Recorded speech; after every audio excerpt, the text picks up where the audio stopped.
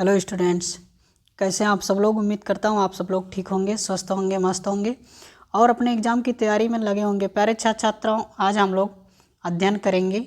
देखिए, इसमें आपका मॉडल पेपर आज हम आप लोगों को बताने वाले हैं। तो मॉडल पेपर हम बताएंगे, ठीक है।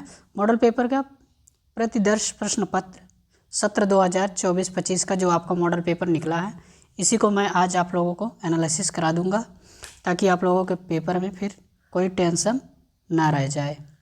तो देखिए, क्लास टेंथ विज्ञान, क्लास 10th का विज्ञान विषय से प्रश्न पत्र आपका 2024-25 का है। पूर्णांक 70 नंबर का होता है, यानी 70 नंबर के प्रश्न यहाँ से आपके पूछे जाते हैं। समय आपका 3 घंटा 15 मिनट का लिया जाता है, यानी 3 घंटा 15 मिनट का समय आपको दिया जाएगा, जिसमें से आपको उसमें से बहुविकल्पीय प्रश्न कुछ होंगे और जो है 2-2 नंबर के, 4-4 नंबर के, 6-6 नंबर के प्रश्न आपसे पूछे जाते हैं। इसमें से देखिए, प्रारंभ के 15 मिनट परीक्षार्थी को प्रश्न पत्र पढ़ने के लिए निर्धारित किए जाते हैं। प्रश्न पत्र 2 खंडों में होते हैं, खंड आ, खंड बा, यानी खंड आ और बा 2 खंडों में विभाजित किए जाते हैं।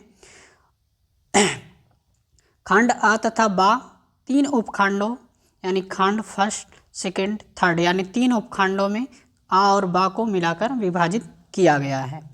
तो हम लोग आज इसमें से हम आपको अध्ययन कराएंगे केवल बहुविकल्पीय प्रश्न, ठीक है। बहुविकल्पीय प्रश्न जो आप लोगों के एग्जाम में बहुविकल्पीय प्रश्न जो 20 नंबर का, यानी यहाँ देखिए कि खंड आ में बहुविकल्पीय प्रश्न हेतु प्रत्येक प्रश्न के लिए 1 अंक निर्धारित है, यानी प्रत्येक प्रश्न के लिए 1 अंक निर्धारित है, यानी 1 अंक निर्धारित किया जाता है। खंड बा में वर्णनात्मक प्रश्न होते हैं और प्रत्येक प्रश्न के सम्मुख उनके अंक निर्धारित दिए गए हैं, यानी जो भी प्रश्न आप करेंगे उनके सामने आपको उनका नंबर आपको दिखेगा। तो हम आप लोगों को, आइए समय ना वेस्ट करते हुए, हम आप लोगों को खंड आ बहुविकल्पीय प्रश्न उपखंड फर्स्ट से हम आपको पहला क्वेश्चन कराते हैं। देखिए, यहाँ पर दिया गया अंक, प्रश्न दिया गया, प्रश्न के सामने अंक दिया गया है ना, जो अंक है यह अंक इसके सामने लिखा गया है। तो अगर आप लोग चैनल पे, इससे पहले अगर आप लोग चैनल पर नए हैं तो चैनल को सब्सक्राइब कर लीजिए और बेल आइकन दबाना ना भूलें। अपने यार दोस्तों को भी शेयर करिए। बहुविकल्पीय प्रश्न यहाँ से आपके 20 नंबर, यानी 20 नंबर के 20 प्रश्न में यहाँ से आज आपको करा दूंगा, जो बहुविकल्पीय प्रश्न आपके मॉडल पेपर से दिए गए हैं। तो देखिए, पहला क्वेश्चन है, 2 पृष्ठों से घिरा हुआ कोई पारदर्शी माध्यम जिसका एक या दोनों पृष्ठ गोलीय हैं, क्या कहलाता है। तो देखिए, जो 2 पृष्ठों से घिरा हुआ कोई पारदर्शी माध्यम जिसका एक या दोनों पृष्ठ गोलीय है, क्या कहलाता है। तो वह क्या कहलाता है, वह कहलाता है आपका गोलीय लेंस, ठीक है। वह कहलाता है गोलीय लेंस। जो 2 पृष्ठों से घिरा हुआ पारदर्शी क्या होता है, लेंस ही होता है। दर्पण तो पारदर्शी होता नहीं है, है ना। गोलीय दर्पण अगर कहें तो गोलीय दर्पण पारदर्शी नहीं होता है, तो इसलिए फर्स्ट ऑप्शन गलत हो जाएगा। त्रिज्या तो होगा नहीं, क्योंकि वृत्त की त्रिज्या है, तो ये होगा नहीं यहाँ, तो इसलिए आपका लेंस जो होता है, यानी गोलीय लेंस ही आपका पारदर्शी होता है, तो ऑप्शन आपका थर्ड सही हो जाएगा। अब आइए हम लोग सेकेंड क्वेश्चन देखते हैं। सेकेंड क्वेश्चन कह रहा है कि दंत विशेषज्ञ मरीजों के दांतों का बड़ा प्रतिबिंब देखने के लिए किस दर्पण का उपयोग करते हैं। यानी जो दांत के विशेषज्ञ डॉक्टर होते हैं, मरीजों के दांतों का बड़ा प्रतिबिंब देखने के लिए किस दर्पण का उपयोग करते हैं। तो वह जो है अवतल दर्पण का उपयोग करते हैं। वे किस दर्पण का उपयोग करते हैं, अवतल दर्पण का उपयोग करके मरीजों के दांतों को बड़ा आकार देख पाते हैं। अब देखिए, अवतल दर्पण ही क्यों, क्योंकि समतल दर्पण जो है ये समतल दर्पण नहीं होगा, ना ही उत्तल दर्पण होगा, क्योंकि कांच की एक समतल प्लेट होता है। समतल दर्पण कांच का एक समतल प्लेट होता है, तो इस प्लेट के माध्यम से विशेषज्ञ डॉक्टर मरीजों के दांतों को नहीं देख पाते हैं। उत्तल दर्पण, जिस दर्पण का परावर्तक तल बाहर की तरफ उभरा हुआ होता है, आप लोग पढ़े हैं, तो यह तो होगा नहीं, इसलिए आपका अवतल दर्पण ही होगा। अब आइए हम लोग तीसरे क्वेश्चन को देखते हैं। क्वेश्चन नंबर थर्ड कह रहा है किसी उत्तल लेंस के सामने दो फोकस दूरी यानी 2f और अनंत के बीच कोई वस्तु रखा गया है, इसका प्रतिबिंब बनेगा। तो 2f यानी दो फोकस दूरी और अनंत के बीच अगर कोई वस्तु रखा गया है तो उसका क्या प्रतिबिंब बनेगा। तो देखिए इसका प्रतिबिंब जो है वास्तविक, उल्टा और छोटा होगा, जो ऑप्शन नंबर फर्स्ट में ही दिया गया है। इसका वास्तविक, उल्टा और छोटा ही होगा, जो ऑप्शन नंबर फर्स्ट में दिया गया है। ठीक है, अब ये कैसे होगा, इसका चित्र बनाना पड़ेगा और चित्र के माध्यम से मैं आप लोगों को इसका अलग से एक वीडियो में आप लोगों को सब एक एक हेडिंग करके अच्छे से समझा दूंगा, क्योंकि इसमें क्वेश्चन आपके 20 हैं तो समय ज़्यादा हो जाएगा, इसलिए यहाँ पर बताने के लिए थोड़ा समय लग जाएगा ज़्यादा। तो आइए अब हम लोग तीसरा क्वेश्चन देखते हैं, चौथा क्वेश्चन आपका है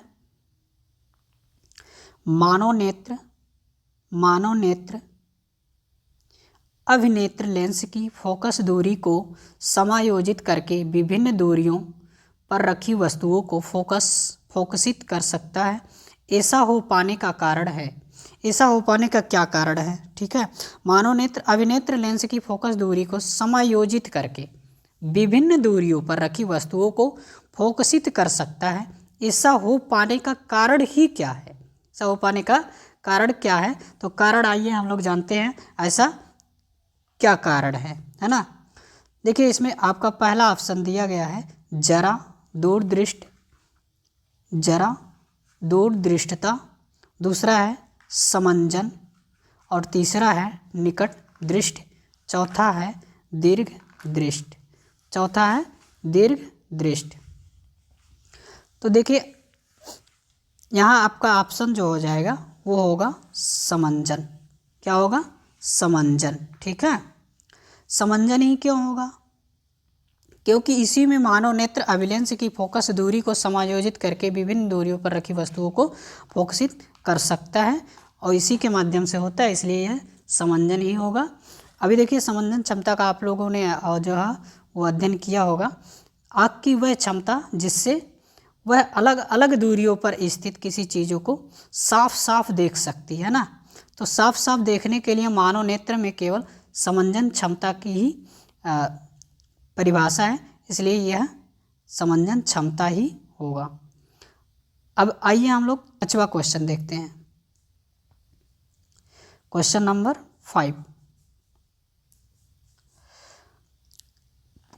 5 कह रहा है कॉलम ए में दी गई राशियों का सुमेलन कॉलम बी में दिए गए SI मात्रकों से कर सही विकल्प चुनिए। यानी कॉलम ए में जो राशियां दी गई हैं और कॉलम बी में जो SI मात्रक दिए गए हैं से सही विकल्प चुनेंगे आप लोग। ठीक है, यहाँ भी 1 नंबर का प्रश्न आपका है, तो एक A और B या A B दोनों कॉलम है, दोनों को हम लोग सुमेलित करेंगे यानी मिलान करेंगे। तो देखिए पहला इसमें दिया गया ए में विद्युत विभवांतर, दूसरा विद्युत धारा, तीसरा विद्युत शक्ति, चौथा प्रतिरोध। तो देखिए और इधर बी में दिया गया है जो ए फर्स्ट एम्पियर, बी यानी सेकेंड वाट, सी ओम और 4D वोल्ट। तो हम लोग आइए मिलाते हैं विद्युत धारा को किससे मिलाएंगे। विद्युत धारा का SI मात्रक क्या होता है, एम्पियर। हमने आप लोगों को पढ़ाया है, बताया है पिछले वीडियो में, अगर नहीं देखे हैं तो आप लोग जाकर देख लीजिएगा। विद्युत शक्ति का हमने बताया है आप लोगों को, है ना। विद्युत शक्ति का भी बताया है वाट। ठीक, और प्रतिरोध का तो जानते ही ओम होता है, और विभवांतर यानी विद्युत विभवांतर का वोल्ट होता है। तो इस प्रकार से कौन सा ऑप्शन मैच कर रहा है, तो देखिए पहले का फोर्थ इसमें भी है और इसमें भी है, यानी फर्स्ट में भी है, इसमें भी है। तो पहले का फोर्थ, अभी देखिए पहले का फोर्थ और ये एम्पियर विद्युत शक्ति वाट प्रतिरोध ओम, ठीक है। तो पहले का फोर्थ यहाँ भी है और यहाँ भी है, तो पहले का फोर्थ चलिए ठीक है। अब दूसरा हम लोग मिलाते हैं विद्युत धारा एम्पियर, यानी बी का फर्स्ट, यानी सेकंड का फर्स्ट, सेकंड का यहाँ सेकंड दिया गया, यानी यह ऑप्शन गलत हो गया, तो बचा क्या फोर्थ, यानी डी ही सही हो जाएगा, ठीक है। देखिए सेकंड का फर्स्ट और थर्ड का वाट है ना, थर्ड का वाट सेकंड, थर्ड का सेकंड यहाँ दिया गया है और प्रतिरोध फोर्थ का थर्ड दिया गया है, तो ये ऑप्शन मैच कर रहा है, यानी ऑप्शन नंबर डी ही सही होगा। आइए हम लोग अगला क्वेश्चन देखते हैं। अगला क्वेश्चन, दो चालक तार जिनके पदार्थ लंबाई तथा व्यास समान हैं, किसी विद्युत परिपथ में पहले श्रेणी क्रम में और फिर पार्श्व क्रम में संयोजित किए जाते हैं। श्रेणी क्रम तथा पार्श्व क्रम संयोजन में उत्पन्न ऊष्माओं का अनुपात क्या होगा, या ऊष्मा का क्या पूछ रहा है, संयोजन में उत्पन्न ऊष्माओं का अनुपात पूछ रहा है, तो आपको अनुपात बताना है, अनुपात क्या होगा, है ना। तो अनुपात आप लोग यहाँ 1:4 होगा, यानी C option is the correct, C option is the correct, यानी वो 1:4 होगा, ठीक है। अभी आप लोगों को यहाँ सिद्ध किया जाए तो थोड़ा समय लग जाएगा ज़्यादा, तो हम इसको अलग से वीडियो में आप लोग बना कर डाल दूँगा, आप लोग देख लीजिएगा, ठीक है इसका। आइए हम लोग नेक्स्ट क्वेश्चन देखते हैं। नेक्स्ट क्वेश्चन आपका है, किसी विद्युत धारावाही सीधी लंबी परिनालिका के भीतर चुंबकीय क्षेत्र, यानी किसी विद्युत धारावाही सीधी लंबी प्रणालिका के भीतर चुंबकीय क्षेत्र पूछ रहा है, तो चुंबकीय क्षेत्र क्या होगा, है ना। तो ये आपका हो जाएगा, इस ए ऑप्शन में दिया गया है शून्य होता है, बी में दिया गया है इसके सिरे की ओर जाने पर घटता है, यानी इसके सिरे की ओर जाने पर घटता है। सी में दिया गया है इसके सिरे की ओर जाने पर बढ़ता है। डी में है सभी बिंदुओं पर समान रहता है। तो आप इसका आंसर क्या होगा, करेक्ट आंसर होगा आपका डी, यानी सभी बिंदुओं पर समान रहता है। किसी विद्युत धारावाही जब सीधी लंबी प्रणालिका के भीतर चुंबकीय क्षेत्र होगा तो वे सभी बिंदुओं पर समान रहता है, इसलिए ऑप्शन नंबर डी हो जाएगा। अब हम लोग नेक्स्ट क्वेश्चन देखते हैं।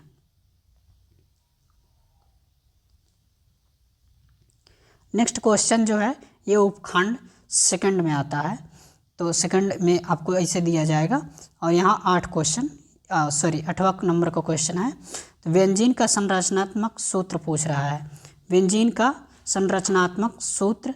तो व्यंजन का सूत्र इसमें आप लोग स्ट्रक्चर देख सकते हैं, स्ट्रक्चर यहाँ देखिए, ये तो होगा नहीं, ए बी होगा नहीं और सी, यानी सी ही होगा और डी भी गलत है, यानी कि यह सी ही होगा। तो देखते हैं इसका ऑप्शन क्या दिया गया है, ऑप्शन इसका क्या दिया गया है। तो इसके जो ऑप्शन दिए गए हैं A B C, A B C, B में बी, सी में सी, डी में डी है, तो C is the correct answer होगा इसका।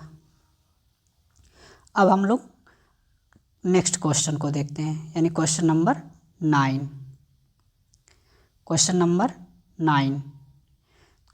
9 में निम्नलिखित में से समजातीय श्रेणी है, निम्नलिखित में से समजातीय श्रेणी है।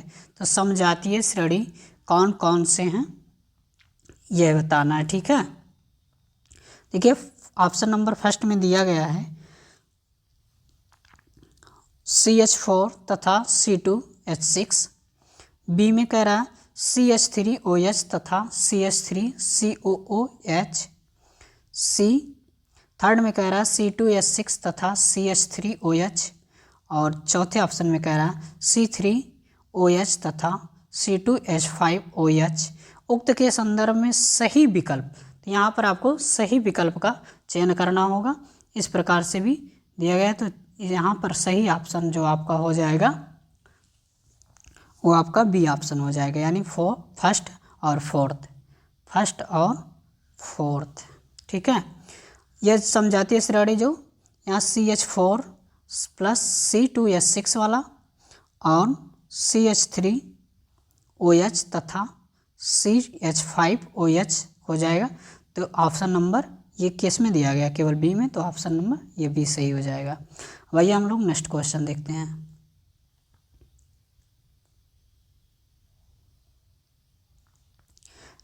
नेक्स्ट क्वेश्चन कह रहा क्वेश्चन नंबर 10, पृथ्वी की भू प्रॉपर्टी में प्राकृतिक रूप से पाए जाने वाले तत्वों का यौगिक को कहते हैं, क्या कहते हैं? यानी पृथ्वी की भू प्रॉपर्टी में प्राकृतिक रूप से पाए जाने वाले तत्वों या यौगिकों को कहते हैं, क्या कहते हैं? तो देखिए अयस्क, पहला ऑप्शन दिया गया अयस्क, दूसरा गैंग, तीसरा खनिज और चौथा धातु। तो यानी अयस्क तो होगा नहीं और गैंग भी नहीं है, तो यह दो ऑप्शन गलत हो गए ऐसे। और धातु खनिज तो हो सकता है आपका, यहाँ धातु भी तो होगा नहीं, तो ऑप्शन नंबर आपका सी सही है, यानी खनिज ही होंगे जो पृथ्वी की भू प्रॉपर्टी में प्राकृतिक रूप से पाए जाने वाले तत्वों या यौगिकों को कहते हैं, है ना। ये खनिज ही होते हैं जिसको कहते हैं। आइए नेक्स्ट क्वेश्चन हम लोग देखते हैं अगला।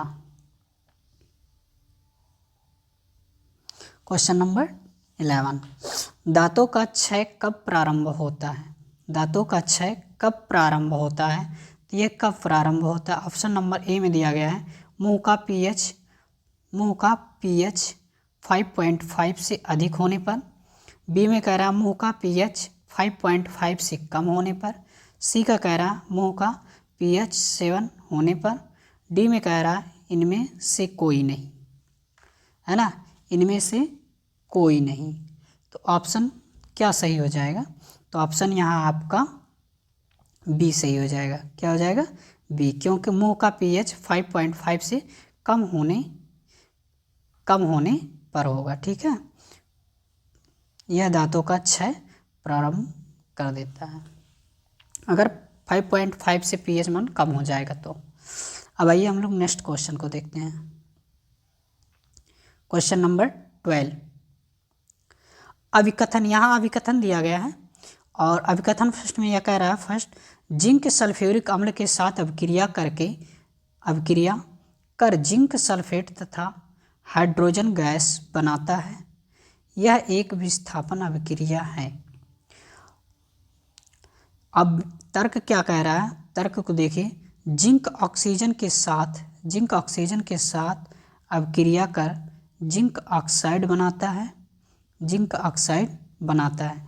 अब अभिकथन और तर्क दोनों में है ना। अब ऑप्शन ए में कह रहा है, ए में दोनों अभिकथन फर्स्ट तथा तर्क सेकंड सही है तथा तर्क सेकंड अभिकथन का सही स्पष्टीकरण है।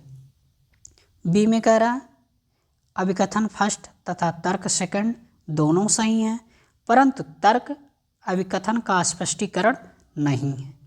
ऑप्शन नंबर सी में कह रहा है अभिकथन फर्स्ट सही है परंतु तर्क सेकंड गलत कथन है।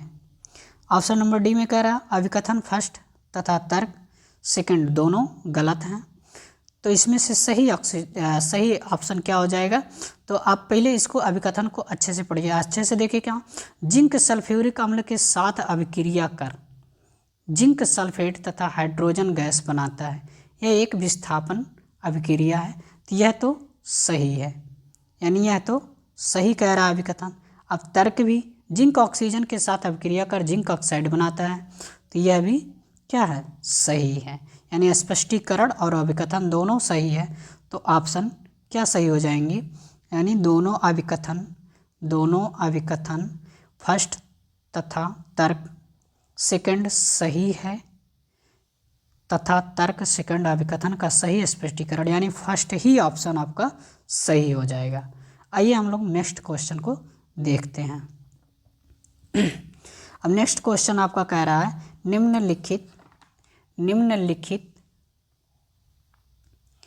निम्नलिखित रासायनिक समीकरण को पूरा कीजिए। निम्नलिखित समीकरण को, यहाँ आपका समीकरण एक दिया गया है जो NaOH प्लस कुछ डैश जगह छोड़े गए हैं, इससे रिएक्शन करा के CH3COONA प्लस H2O बनाया गया है, जिसको आपको ये समीकरण को पूरा करना है। तो इस समीकरण के स्थान पर क्या आएगा? देखिए CH3OH ऑप्शन नंबर ए का, ऑप्शन नंबर बी में CH3COOH, option C C2H5OH, option D CH3C2COOH। अब आपका सही ऑप्शन क्या हो जाएगा? तो सही ऑप्शन हो जाएगा CH3COOH, यानी CH3COOH हो जाएगा। ये कैसे? देखिए NaOH लिखा है, NaOH यहाँ पहले दिया गया है, जो इसको NaOH यहाँ है ना। अब यहाँ अगर हम CH3 और COOH डाल देंगे तो यह रिएक्शन करा के CH3COONA प्लस H2O बन जाएगा। यहाँ OH, यह CH3 यहाँ हो जाएगा, है ना। उसके बाद यहाँ से H, अब देखिए यहाँ बचा Na, यहाँ से Na ले लीजिए तो Na यहाँ आ जाएगा, और COO ये जो डबल है वो यहाँ हो जाएगा। तो CH3COO यहाँ हो गया, सोडियम यहाँ से ले लिया गया Na, और बचा एक H यहाँ और एक H यहाँ, तो 2 H यहाँ से लेगा, एक यहाँ से O, तो H2O बन गया, इसलिए यहाँ रिएक्शन ये कंप्लीट हो गया। ठीक है, अब हम लोग नेक्स्ट क्वेश्चन देखते हैं। Question number 18। क्वेश्चन नंबर 18 क्या कह रहा है? निम्नलिखित चित्र में भाग A, B तथा C किस क्रम में होते हैं, यानी ये किस क्रम में होते हैं, इसको देखिए। तो ऑप्शन इसमें से क्या क्या दिया गया है हम लोग देखते हैं। दिया गया है बीज पत्र, ऑप्शन नंबर ए में बीज पत्र, प्राकुर और मूलांकुर। बी में दिया गया है प्रांकुर, मूलांकुर और बीज पत्र। ऑप्शन नंबर सी में है प्रांकुर, बीज पत्र और मूलांकुर। डी में दिया गया है मूलांकुर, बीज पत्र और प्रांकुर। तो यह क्वेश्चन नंबर 18 का जो है आपका हो जाएगा।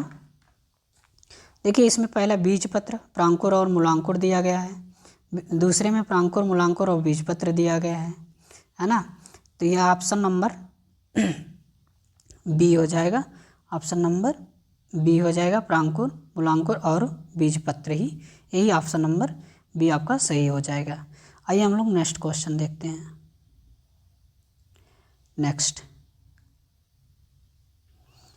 क्वेश्चन आपका क्या कह रहा है? जनन की अलैंगिक विधि से उत्पन्न संतति में परस्पर अधिक समानता होती है, क्योंकि इसमें फर्स्ट है अलैंगिक जनन में ही केवल एक जनक भाग लेता है। दूसरे में सेकंड कह रहा अलैंगिक जनन में युग्मक शामिल नहीं होते। थर्ड में कह रहा अलैंगिक जनन लैंगिक जनन से पहले होता है। चौथा कह रहा अलैंगिक जनन लैंगिक जनन के बाद होता है। ऑप्शन में दिया गया है फर्स्ट और सेकंड, ऑप्शन बी में दिया गया है फर्स्ट और थर्ड, ऑप्शन सी में दिया गया है सेकंड और फोर्थ, ऑप्शन डी में दिया गया है थर्ड और फोर्थ। तो यहाँ आपका ऑप्शन नंबर ए सही हो जाएगा, यानी फर्स्ट और सेकंड ही होते हैं।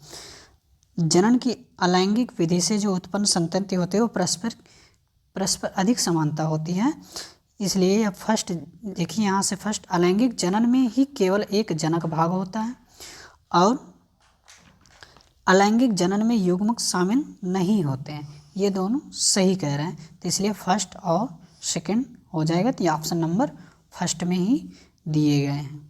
अब आइए हम लोग नेक्स्ट क्वेश्चन देखते हैं और लास्ट आपके मॉडल पेपर का लास्ट क्वेश्चन है बहुविकल्पीय का, जो एक एक नंबर के पूछे। इसके बाद दो दो नंबर के प्रश्न आएंगे, 2 नंबर 4 नंबर 6 नंबर के जो आपको लॉन्ग में होते हैं। तो अगर आप लोग कमेंट में अच्छा लगे तो कमेंट में बताइएगा, तो मैं आप लोगों के लॉन्ग क्वेश्चन भी बना के अपलोड कर दूंगा, आप लोग देख लीजिए जो आपके मॉडल पेपर से ही हैं।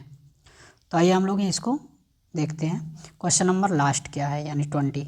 एक आहार श्रृंखला में तीसरे पोषी स्तर पर हमेशा कौन होता है? यानी एक आहार श्रृंखला में तीसरे पोषी स्तर पर हमेशा कौन होता है? तो इसमें देखिए, अगर यहाँ आप लोगों को आहार की श्रृंखला में देखना है तो इसको आप प्राथमिक उपभोक्ता, द्वितीयक उपभोक्ता और तृतीयक उपभोक्ता के बारे में पढ़े होंगे, है ना। प्राथमिक कौन है, द्वितीयक कौन है, तृतीयक कौन है, जिसको आप लोग पढ़े होंगे। तो देखिए इसमें 4 खंड होते हैं, यानी 1 2 3 और 4, इस प्रकार से। तो पहले में क्या क्या आते हैं? तो पहले में शाकाहारी आ जाते हैं, यानी शाकाहारी आते हैं, है ना। शाकाहारी आते हैं। शाकाहारी में कौन से जानवर होते हैं? तो इसमें टिड्डा हो जाते हैं, है ना, इसमें टिड्डा हो जाते हैं। और दूसरे में आता है लघु मांसाहारी, यानी कुछ छोटे मांसाहारी जीव, जिसमें मेढक हो जाता है। तृतीय में आते हैं शीर्ष, तृतीय में आते हैं शीर्ष मांसाहारी, यानी बड़े मांसाहारी।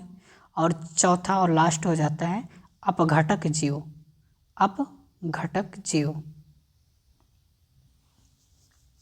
अपघटक जीव में कौन कौन से आते हैं? अपघटक जीव में जैसे चील हो गए, बाज हो गए, तो ये सब आ जाते हैं। तो और शीर्ष वाले में जैसे सांप हो गए, है ना। तो इस प्रकार से जीव इसमें आ जाते हैं।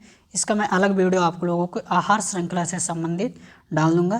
तो यहाँ जो आपका ऑप्शन हो जाएगा, एक आहार श्रृंखला में क्या कह रहा है, एक आहार श्रृंखला में तीसरे पोषी स्तर पर हमेशा कौन होता है? तो बताइए तीसरे पर कौन होता है? ये पहला हो गया, द्वितीय हो गया और तृतीय पे कौन है? शीर्ष मांसाहारी। तो अगर ऑप्शन में शीर्ष नहीं लिखा है तो क्या लिखा है? मांसाहारी, यानी कौन हो जाएगा? मांसाहारी। तो मांसाहारी कौन है? ऑप्शन नंबर ए में दिया गया है, तो ऑप्शन नंबर ए ही हो जाएगा यहाँ से। तो इसका मैं अलग से वीडियो अपलोड कर दूंगा, पूरा आप लोगों को बता दूंगा अपघटक क्या होते हैं, मांसाहारी क्या होते हैं, लघु जो है मांसाहारी, शीर्ष मांसाहारी, शाकाहारी, और एक और होता है जिसके बारे में मैं बता दूंगा, प्राथमिक यानी प्री एकदम होते हैं। तो ये सब आप लोगों को मैं अलग वीडियो में अलग से समझा के अच्छे तरीके से उसको एक्सप्लेन करके डाल दूंगा। तो अगर आप लोग चैनल पर नए हैं तो चैनल को सब्सक्राइब कर लीजिए, ताकि आप लोगों से क्लास मिस ना होने पाए, और अपने यार दोस्तों को भी शेयर करिए। चलते हैं, फिर मिलते हैं तब तक नेक्स्ट वीडियो में। तब तक के लिए धन्यवाद।